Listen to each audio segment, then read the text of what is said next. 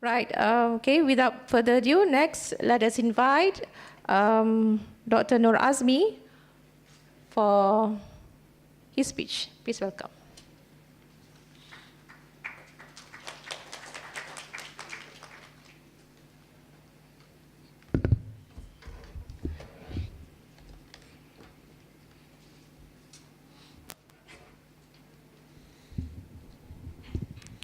Very good morning to all. Assalamualaikum warahmatullahi wabarakatuh. Thank you, Dr. Karina, for the introduction.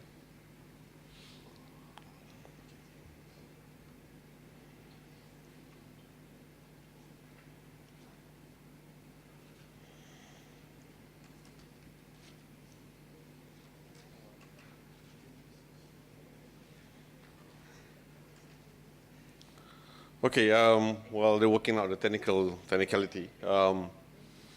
Basically, I kind of not sure how I'm gonna match up to the first two speakers on their experience in the STEAM education.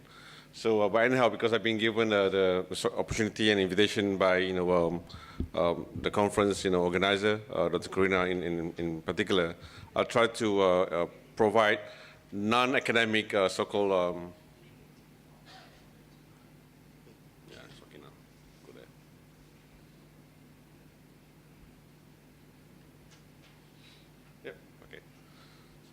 So I'll try to provide a little bit of a non-academic so-called aspect of how we are addressing STEM talent, or you call it STEAM talent. Oops.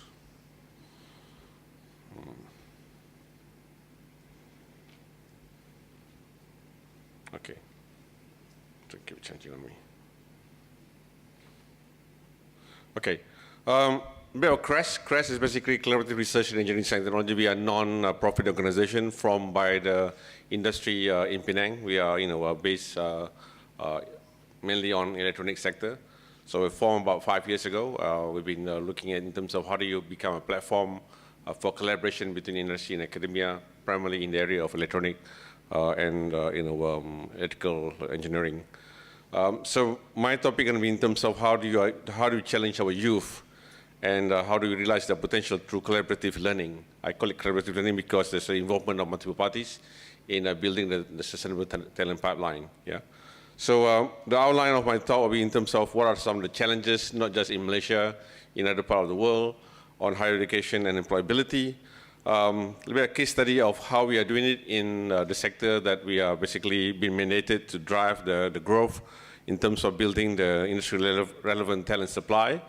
And last but not least, I will add some element of STEAM, or the arts in what we're doing. We have not, be honest, we have not been doing very, I guess, systematically.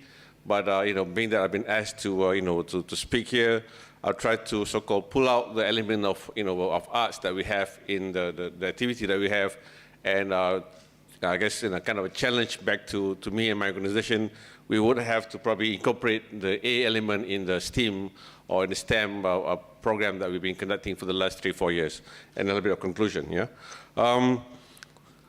I'm just gonna throw some of the publications that have been around from MOHE, from the Academy of Science Malaysia, about not enough supply and interest to continue study your career in STEM. I think there are twofold challenges here. One, not enough interest of students to pursue STEM because they don't feel they have the ability to do so. Even those are making good grades, maybe scoring straight A's. They may be doing well in their so-called academics in the up to year 3, year 5 of high school, but they still decided not to pursue so, right? They decide to pursue non-engineering, non-sciences. These are some of the challenges that I think that need to be addressed. Yeah. Secondly, these are something that I put together for the conference on OIC, higher education, about about a month or so ago. The issue in terms of low tertiary education enrollment among youth, because of they don't have the right skills, they don't have the right knowledge, and how it impact the so-called unemployment and also the economic growth of some of the OIC countries. This is a very, very important problem, and challenges not just research in Malaysia. I think here people are sitting around in a room today, Malaysia, from the US, from Thailand. We are very blessed with a very good economy and good education system, but the challenges are bigger than where we are, bigger than what we have in our own countries. Yeah. So this is some of the real challenges that we need to look at. So coming from the industry, we always banging the universities, and I was never a lecturer, I was never a professor. My first so-called test to become a tutor for my major professor during my graduate studies, my hand was shaking, so I decided not to pursue career in teaching. End up where I am right now, still involved in the industry. So somehow it kind of give a penalty on me because I decided not to become an educator. So these are some of the non-technical skills that industry are looking at. And you can look in terms of in any publication, looking at what are the so-called gaps in the talents. The first and foremost in the communication skills gaps. They may have acquired straight A's in their English, in their other languages, but somehow in terms of how to comprehend and ability to speak with confidence, these are the main challenges. Creativity, innovation. They may have scored good grades in terms of mathematics, sciences, physics, chemistry, but translating those knowledge into actually applying it into solving problems are not there. And even more so, problem-solving skill. They read about the problem of the world, the so-called not enough food in the global market, but don't know exactly what are the big problems to solve, right? How do you take the global problem and put it down into kind of chunkable projects to work on within 3 months, within 4 months, not within 30 years to solve. This is some of the challenges that we see in so-called talents that come in from the university system back here in Malaysia. But I suppose there are similar challenges in other parts of the world. Therefore, we thought, to address at the so-called postgraduate level or to address at the undergraduate level, university level, is probably a little bit too late. We still have to do something about it, but also try to create a little bit more awareness in what they have to be exposed before they go into universities. So we start to move into high school. So again, these are, in terms of when you work with the younger talents, we need to tell them these are the 5, key skills. We just pick 5 C's. I think there are other people talking about 7 C's, and maybe 10 different skills, required to be successful in the industry, but we try to keep to very minimal 5 in terms of critical thinking, creativity, collaborative and communication, and also to appreciate the cultural literacy, the differences among people that they have to work with. And what we tell these young students that if you work in the industry, I graduated in the US and I had a short stint working in Phoenix, Arizona before I came back to Malaysia. You are put into the job and you don't know who is going to be your working partner. Yeah?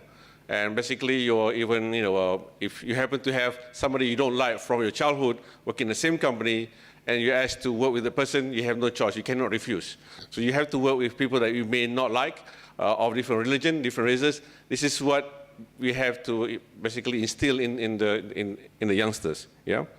So what we are doing as CREST, because we are basically focusing on the electronic and electrical sector, it's part and parcel of the government agenda in terms of a new key economic growth areas since 2010. We are looking in terms of not just we are building the so-called research collaboration between industry and academia from postgraduate and building entrepreneurial. We also looking in terms of how do we build the talent pipeline in the undergraduate level and even go down to high school level. Because I think what important is to make sure there's enough so-called input of students that are pursuing so-called sciences and engineering that goes into the universities. This is very, very important for us. And our model is as such as that we involve our industry partners, which are our stakeholders and non-stakeholders, members through all different activities that we're doing at a postgraduate, even down to high school. Same people. The same intel that you see that works, collaborate with the universities at so-called designing new ICs, the same intel that you talk to and get them to so-called do promotion about their company to undergraduate, the same intel that we bring to high schools, right? So these are just examples of companies. So we'll show you some of the companies that we have been involving and also working very closely with universities to become the hub of the so-called building the exposure for young talent. So we work with the likes of, UITM, UTM, USM, and a few other universities to become the anchor so-called universities where we bring the students to the universities, but bring the partnership with the so-called industry. Yeah.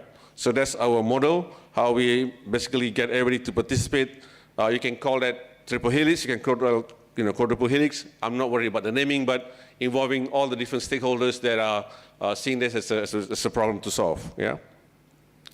So our mode of operation, modus operandi, is we even share with the students at the early age of 14. Some of them even Form 1. Form 1 is basically high school at 13 years old level, and they come and participate from 12 years old, 13 years old to about 15 years old, and 16 years old in our boot camp. We tell them also what are the challenges the industry are facing, real problems, and also some of the community challenges that are that they need to be solved, so that they understand what are things that are the adults like you and me are looking at, so that they're really exposed to this.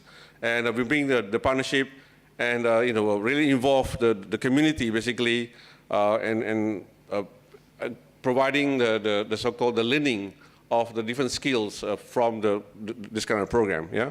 So what we are doing, we involve these are the different organizations this year that we've been involving in our boot camps program and so-called our design challenge program at high school level and university level. We've been involving more than 1,500 university students. I think close to, this year about 400 high school students from 40 different high schools. Over the years, we've been involving about 700. We just started about 3-4 years ago.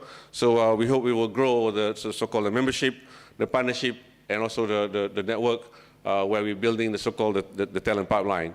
So you see the names that are familiar to you from American companies, from local companies, from European companies and whatnot. And also involvement of the universities, not just as hosts, but also they're providing some of the training programs. For example, we are working together with the likes of UTM in providing TRIS training to high school students. So this is something that we're working with Prof. Karia.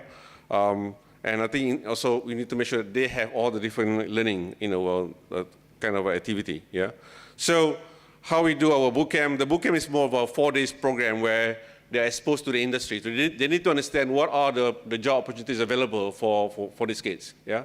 So we take them to companies to understand what are the different technology they have, the product, and how do you relate the so-called the sciences, the engineering that they learn in schools to the product that are made by these companies. It could be American companies, non-American companies, Japanese companies, you name it. So we have been doing it in 3 different areas, the northern region, central region, and southern region this year. Then we bring them back for a couple of days, technology workshop on simple Arduino, some sciences workshops, some so-called how do you do a problem solving, critical thinking workshops, and then they get to solve problems. And then within that 4 days, they have to show at the end of 4 days some sort of a prototype, a very crude prototype, not a functional, fully looks beauty kind of prototype over the 4 days. But the winners, we give them some so-called incentive, some money for them to actually develop their ideas to really working prototype. We call it first, maybe workable prototype or form factor accurate prototype, where I'll give you examples here. The 2 bottom photos from last year's and this year's winner. Building solution for the one on the left is how do you prevent theft of a palm, a full fruit bunch that I've been having around for all the oil palm plantation, all the smallholders. The people are stealing when the price of the palm oil going up. They're high in activity of this theft of the palm oil, right? This is a real problem that they're trying to solve. And you see that the young boy kind of holding this kind of looks like a big so-called basket, but it's all automated using IoT. And he's actually developed a prototype over the 4 months given and with the team. So this is to encourage them to actually apply the knowledge, apply the technology, understanding how to actually solve a problem. They may not end up becoming engineers. They decide that it's probably not for me, but at least they have gone through the so-called experience. The other group on the far left, at the bottom there, they create so-called vertical farming solution, so-called in terms of how do you provide these urban dwellers to grow any kind of vegetables and in a very nice looking way. So you're looking at the panel at the back there. They have the aquarium. They have the so-called the plants that are basically been monitored using IoT as well. So they learn about industry and community problem solving. They learn about teamwork, how to ideate, how to prototype, and there's also presentation and and compete in the larger audience. So to build a little bit of level of confidence for these kids, yeah, it's very important. So a little bit of to touch the challenge given to me to say, can I demonstrate and incorporate the element of so-called arts? So I'm not an art major, I'm a chemical engineer by training. But I do take some art appreciation classes during my undergraduate studies. So I think there are the two areas, coming from a company like Motorola, where technology is nice, it's all functional, but you also have to develop product that looks nice. Of course, Motorola radio never looks nice, you know that, right? So anybody still using Motorola radio, by the way? No. Yeah, because it doesn't look very nice. It looks all black, right? They have no colors. Never mind. There's still some people using Motorola, a phone. So apply human-centered design approach in the product design in terms of ease of use. For the user, for the plantation workers, for the sanitation workers. It's not about the technology, it's about solving the problem, right? So you have to make it ease of use. So you apply human-centered design, you call it, design thinking and whatnot. This is where you can actually apply a little bit of element of arts into it. The other part, looking in terms of how do you make things look nice, attractive colors, lighting, shapes, and whatnot, like the so-called the vertical farming solution. So this is something that we think that perhaps we will have to incorporate in our program, next year. To see how we can actually, get them to learn about how do you design for, usability, design for, so-called decorative function, in addition to having all the, other functions required. So with that, I know I'm ahead of time, maybe giving more time for Q&A. It's important to create the awareness among youth on the future job and market needs. Yeah. I think in order to get them to be interested, to know what are why do I need to learn sciences? Why do I need to learn about physics and chemistry? They need to understand where the jobs are. They need to understand how you apply this knowledge, and how do you make products that make a better world, a better living condition. Must involve the industry players and universities in building the sustainable talent pipeline. I think some universities are already doing it, but you have to do together with the industry, because industry demand change, technology change, so rapidly, and we need to basically be on our toes to ensure there's enough new information that we can share with the youngsters. Make STEM. I think I like what gentleman from Thailand was saying, that make education fun and enjoyable, right? Yet has to be challenging. You have to challenge them so that we will take them out of their box and then really crack the head. And this is where at the younger level, the younger they are, the better they are in creative thinking, I believe. I think we need to just create that kind of environment. And yes, I will add the art elements in our program so that I can attract more interest among you, especially those who are thinking that I should walk away from all the sciences and engineering, and they stay in that program, and even attract more, from the arts, students to becoming non-art students. Maybe one story to tell. I have a friend. It's basically, about same age as me. He was not an engineer or not a technical person. He studied accounting, and now he leads a company called Aerodyne, which is basically using drones as a service. And this is very interesting because somebody that's not having a basic education in the so-called engineering and whatnot start to venture into business that are very much in high tech, right? And it's coming from an accounting person. So I think this is probably a kind of a story to tell in terms of how do you convert person that is probably not having interest in the early days in the science engineering, or not pursue so-called postgraduate study or tertiary study in the so-called engineering technology, can still make a living in the area of engineering technology. So with that, I thank you. You can check our so-called Facebook. Please like our Facebook so that you get updated what programs that we are running in the so-called innovative talent development at so-called high school level, undergraduate and postgraduate level. So with that, I thank you.